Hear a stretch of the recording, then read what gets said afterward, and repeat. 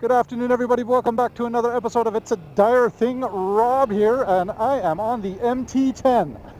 Upon request, I've had a couple of people inquire what is the feel of the MT10 in regards to my MT09. Well, it's I can say it is absolutely super duper fun. So, what is this video about? It's all about how I enjoy it compared to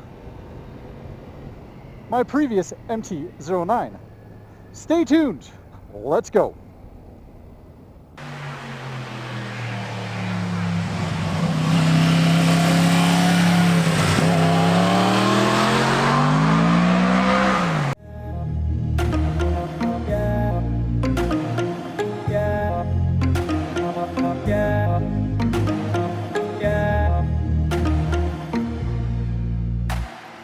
So this is what I've ended up with now at the end of the year, and quite a few of you had reached out to me and asked me what is the feeling differences, or what are the comparing differences between the 09 or MT09 FZ09 and the FZ10 MT10.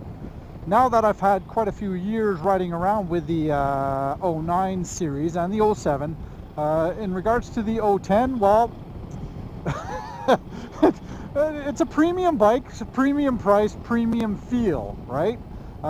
So yeah, in regards to the characteristics, I don't know what you guys are looking for in pull power. I mean, God, the thing, that's all it does is just 100% pull at every throttle curve you're running at, and even on any mode. Like I am on now traction control 3 with throttle mode 3. That means that is set at the most docile, smoothest anti-wheelie positioning or throttle curve possible, and the thing just pulls. It's nice that it doesn't get out of hand when I'm running in this mode here, but when I really feel like to become a hooligan or whatever that may be, yeah, I just put it into traction control 2 and mode 2, and it just becomes alive. Handling, well, the steering on this at low speeds is definitely not the best. I'm not going to say it's a struggle, but it's definitely, you can tell that it is an MT series. Don't get me wrong, you can definitely feel that all the MT motorcycles all share the similar characteristics compared to like the YZF series, right? But the MT07, or let's just call it the 07 series and 09 series for the MT09s, they are definitely much more maneuverable at the lower speed, where this one feels more solid the faster you go. So that is both you know, pro and could be getting yourself into a bit of trouble, just due to the fact that you really always want to go fast on the 10 series. Yes, you got a whole lot of authority, so you know when you're pushing it hard, you're going to be fine. But could that mean that you're pushing it a little bit past your capability or your comfort zone? Yeah, so that's something for only the rider itself can really feel. Accessory wise, for 7s, 9s compared to the 10s, there's definitely not as many accessories out there in the 10s, just due to the fact that there isn't that many 10s out there, right? Again, it's not a very common bike. It's not something that you would see compared to the 9s and 7s. So suppliers, manufacturers, distributors are not going to carry or produce or manufacture as much for those models. There are quite a few items that are carryover for 9s from years to years to years, and 7s as well, and there are some cross platforms in between the two, where sometimes in regards to the 10 is not. So again, that all comes back down to manufacturing costs of always having to build something specific for a specific model. Costs a lot of money, where if you can cross platform it, it's much better. And that would be like referring to the FJs, Tracers, XSRs, right? So they all use the same frame, platform, and engines, and quite a few of the components itself. Whereas the 10, well, it's kind of like a standalone product. In regards to, let's see, insurance-wise, well, insurance is a whole lot cheaper. Okay, not a whole lot cheaper. And again, you got to mind where you are going and stuff like that as well, right? So by location and country of origin and the person and your you know, whatever it may be. For me, running the MT10 was definitely a lot cheaper, just due to the fact that we don't have as many here, where compared to other places, maybe it's a little bit more popular. So less statistics, technically speaking, when it comes to insurance companies. They don't have the same kind of numbers compared to the 09s and 7s. So that definitely means, you know, the amounts are going to be different. So other than that, like I said, premium fuel costs, like they all use the same fuel, but the problem is the 10 tends to be very, very, very thirsty. So all your parts and accessories and fuel and all the other additional costs that you don't necessarily normally count for can bring up a pretty penny. So that you got to do mind yourself. Do I like to run these tight corner stuff with this kind of bike? I prefer to do on the 7 or on the 9. Just again, going back to being able to run it at a slower pace, a little bit more maneuverability, whereas the MT10 tends to be a little bit wants to go fast, right? So, but for the most part, it's still a great bike here.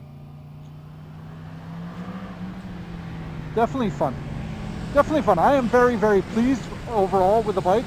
I cannot complain. So. You get so pooky, you're upset. Don't be so upset. All right, well that was Sage and I kind of playing around here on the MT10 and giving you some of the highlights and the feels compared to the MT09 or the 7 series, right? One thing I couldn't touch on is being a passenger on that, compared to, because you've passengered up with me on a 7 and on a 9, yes? I don't remember it, but yes. You don't remember it, but okay, well then that kind of defeats the purpose. 9. There's definitely an accessory seat that is offered for this. It's not that bad. It's not that bad. Well, no, but it's definitely better than the R1, but it's definitely not very comfortable. I remember, like Amber last week, was it last week when we did the big ride? Yeah. We were out riding around, and it definitely. She was crying at the end of, but we were out there for quite some time. 9 hours. So she was definitely crying after 9 hours of riding around. So for the most part, I mean, definitely I love it. That's all I gotta say is just, I really, really, really like this bike. It's a lot of fun. But a lot of fun does come with a lot of price tags, right? Again, premium price, premium feel. Premium product, right? There's quite a bit of competition out there as well that are equal bang for your buck, but for the most part, loving it. Suzuki. What? He's chanting out Suzuki. Oh my God, the bad guy. Anyways, that's us signing off.